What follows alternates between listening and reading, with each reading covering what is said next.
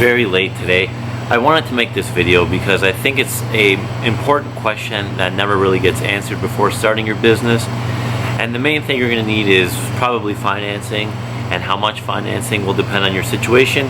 But I want to give you kind of an average on what it kind of took to put this place together, and maybe you can decipher how close it is to your project depending on your location as well. We're in Canada, Ontario, and prices will vary country to country and state to state, city to city even, location to location in that city. So take this with my own experience and how much certain things should cost, and then you can transfer it to your own experience. Alright, let's get into this one. If you guys see a customer, just let me know by commenting there's a customer behind you or a ghost or someone trying to stab me or something. Yeah, so this store, I'm going to give you the specifics for this store, is 1,600 square feet plus about 200 in storage, so 1,800 square feet. Mind you, we did a lot of the work ourselves. Depending on your situation, you may have a space that's already done or already set up to be a grocery store.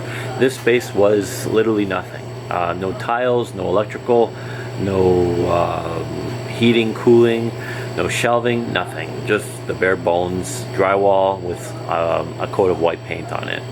Or no, actually just the drywall. So yeah, just so for some background information. So, and please, if anytime you like this video, I hope you can hit the like button. It really helps this channel grow, and I really appreciate all the support we've been given with our store and this crazy YouTube journey that we're trying to build. So smash that like button down below.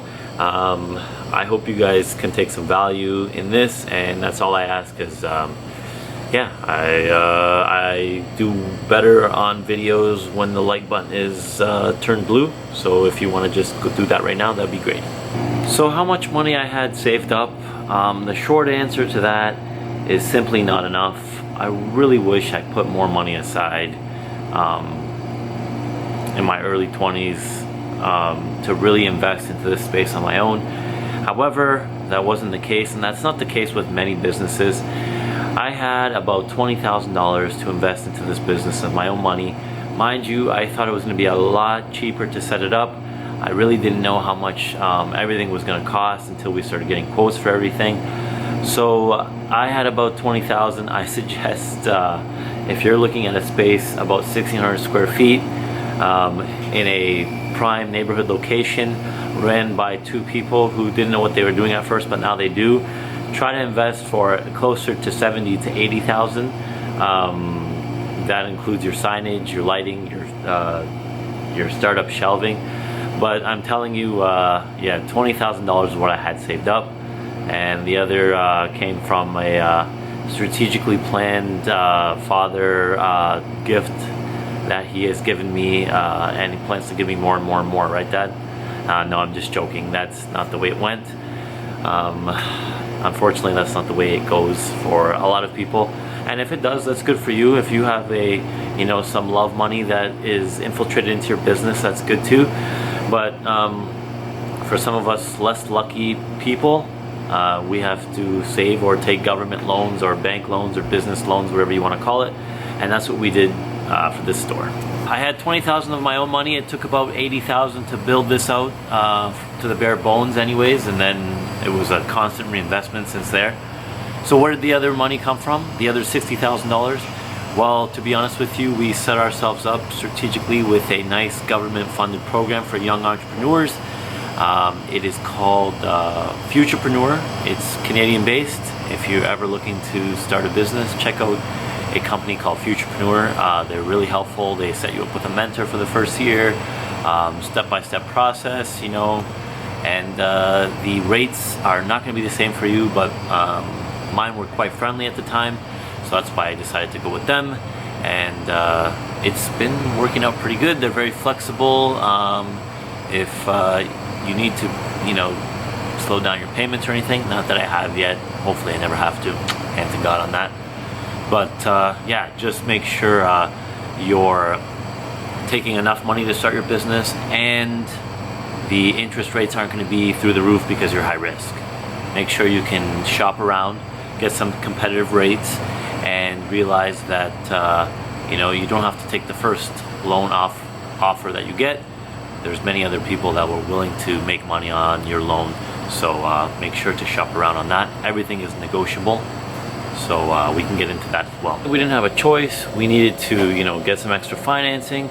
And I always say, you know, if you don't need to take on, you know, another interest loan, there's no point to, you know, because then every month we have our payment that comes out to pay off this loan, and it hinders the business in a way where you know that payment's coming out and you can't reinvest it to build your business even further. Like, I'll be honest with you, it's about an $800 payment each month, which the $800 could go to, you know, having an extra part-time employee for a couple hours a week, or buying some inventory that will make us more money to reinvest. So that, you know, $800 payment, we really can't wait till it's done. It's a 5-year term that we're about finishing up in about 1.5 years now.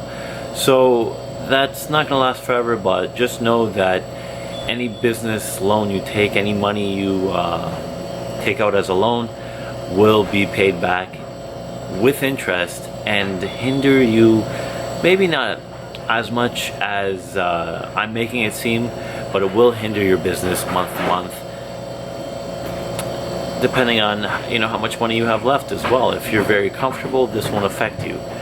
But if you're, you know, pinching pennies at the end of the month and you have the $800 payment to the loan company, well, then it's going to be the biggest deal in the world. Money isn't everything until you don't have any, right?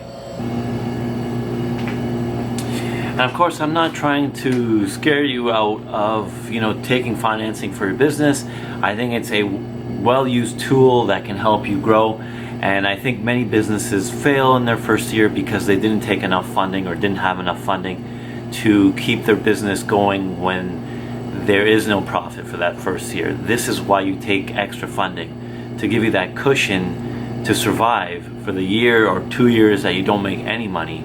So that's why a business loan was a tool that we used to start, you know, this without having enough money, right? And even then, you know, plan to spend double of what you're estimating, because things add up quick and there's many things you won't account for when opening your own business. For example, we had not much left when we opened our doors, and we didn't have much to buy inventory, so it was bare bones in here. You know, we only had the essentials, and it kind of hurt us because we didn't take enough funding. We took the bare amount of funding that we needed, and you know, people came in and you know, kind of weren't as excited because there wasn't a lot of inventory. There was just the bare minimum, and that doesn't excite people. That doesn't bring people back. You know, people need to feel like your store is worth it, your business is worth it. That's why you really need a lot of variety in inventory. So make sure that you plan accordingly and take enough funding that you need. And hopefully you don't need any at all. We definitely did. As I mentioned, we started this business with $20,000 out of our own pocket, and the rest was financed through a business loan. So that is something to take it into consideration. But, you know, don't overextend yourself either, right? There's a perfect balance in everything, and this is one of them.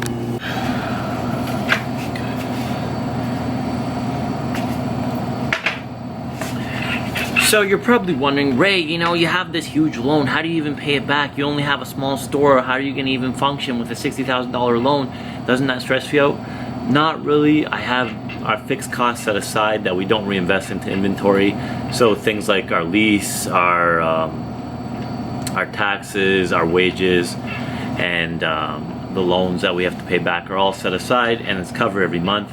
So I don't worry about that too much. Okay. And how much of our loan have we paid back? Well, at $60,000 on a 5-year term, mind you, the first year or two you're going to be paying a lot of the interest down first, not the principal. So just factor in that we're about halfway done paying off that loan in 3 years. A little bit over halfway, I would say. So it's a comfortable payment, and we're going to be celebrating, and I hope you're still with us at the 5th year when we have everything fully paid off. And at this point, we're paying much more of the principal down than the interest.